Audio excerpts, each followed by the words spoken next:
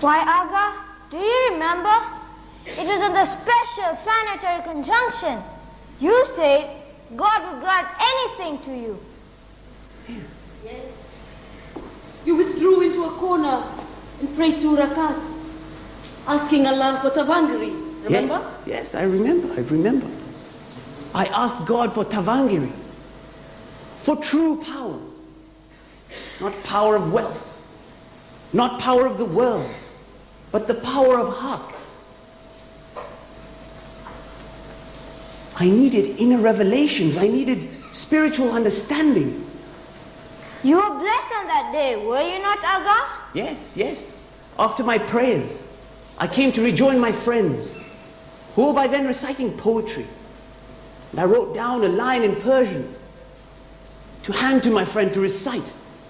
And I had not yet given him the paper when he began to recite the very line I wrote.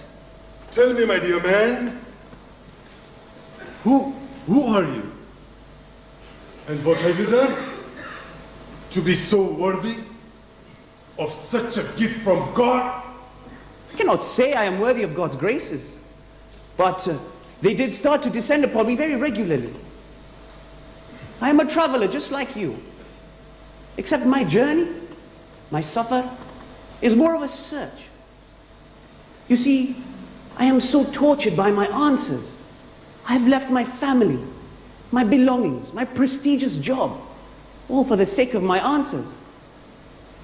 I feel like a small boat in a large ocean, and I do not know where it is going to take me. And I am crazy enough to join you. But Aga, I have been with you since I was born, and I'm not ready to leave you now. But Aga, do you really know where we are going?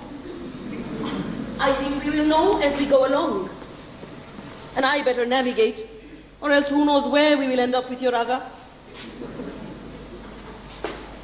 Look, Nasir, I may not have agreed with your lifestyle while we were back at Khorasan, but, my dear brother, I would never abandon you. Never. Abu, you know, I have a calling. I know my faith will guide me. God comes to me in mysterious ways. And I know that if I'm to find my answers, we must begin this journey. It's the only way. Why are you going on a journey? If God comes to you at any time you need him? Let me explain to you. One day I was in Juzjanan, where I spent nearly a month, and I was constantly drunk on wine. Now, I'm a pious man. And the Prophet said, tell the truth even if it is on yourself.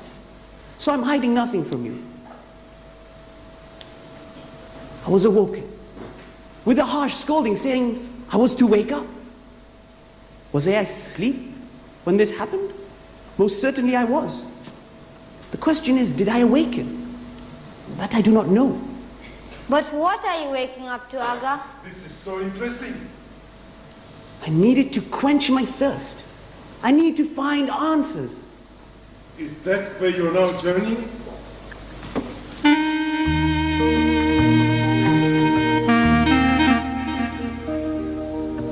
So unlock my heart and take the Quran as thy sole guide, so that thou mayst know the right path, and that the door of salvation might become open to thee.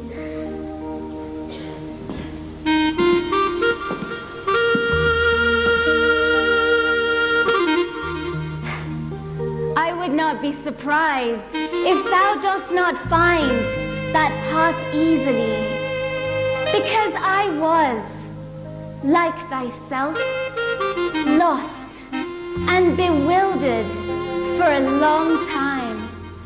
When 394 years passed since the emigration of the Prophet, my mother gave birth to me, bringing me into this dusty abode as an unconscious, growing being, similar to the plants which are born from black soil and drops of water.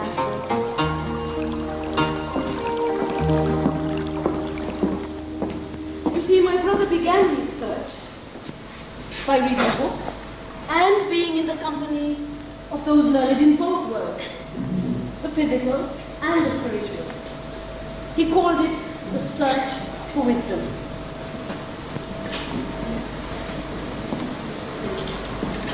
Here begins the true story of this great saint, philosopher, and intellectual man. The man who was to travel for 7 long years in search of the hand of God. The travels took Nasir across many lands and many seas. This journey has been recounted in his own writing, called the Safarnama.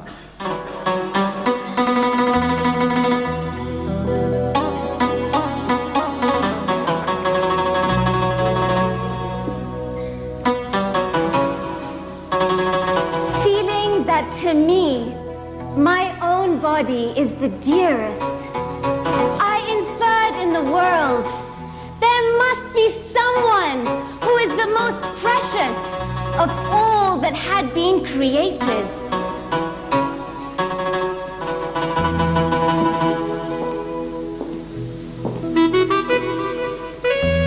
Just as falcon is the noblest of all the birds, or camel among the quadrupeds, or date palm among the trees, or ruby amongst the jewels.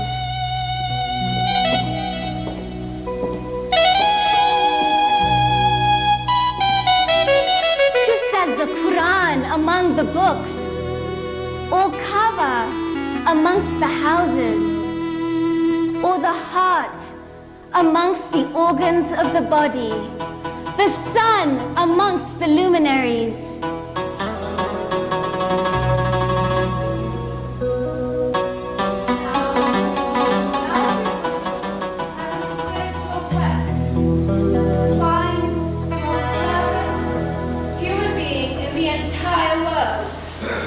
He said, I renounce everything worldly, except for a few necessities.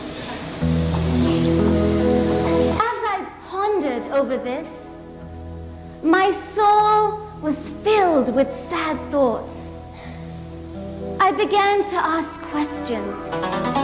From the Shafi, Maliki, Hanafi, I asked what they had said. I began to search for the guidance of the chosen one of God.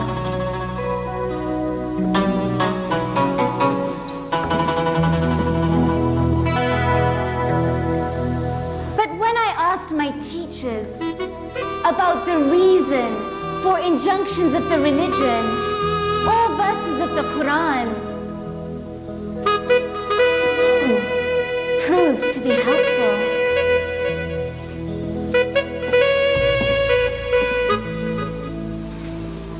My friend, I know God is just. And therefore, although the tree of Hudaybiyah is not here, it does not mean that God is not outstretching his hand. For God must be eternally outstretching his hand, because he promised paradise to those under that tree. So it does not mean that if there is no tree, there is no paradise. Therefore, there must be someone who will provide this connection with God. He will have our answers. You have such strong conviction. Would it displease you if I were to join you on your journey? Sir, of course it is your choice. Although I have my dear brother, my humble servant, to join me, I must tell you that if at any time you feel the journey is too taxing for you, we will not be offended. I am the one, sir, who will be at your service at any time, and feel honored you have accepted my request. Well, come along then. We must be on our way. For I know this to be a long, long journey. the last question, Aga, please. You do know what you don't want, but do you know what you do want?